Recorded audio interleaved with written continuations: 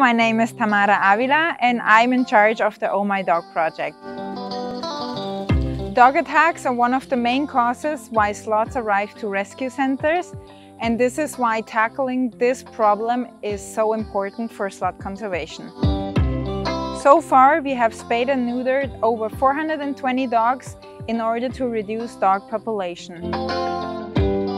We also have organized 4 main castration campaigns in order to help the local communities as well. We have also trained 65 dogs with behavioral issues to prevent them from attacking wildlife. Thank you so much for your great support and for saving sloths by helping dogs.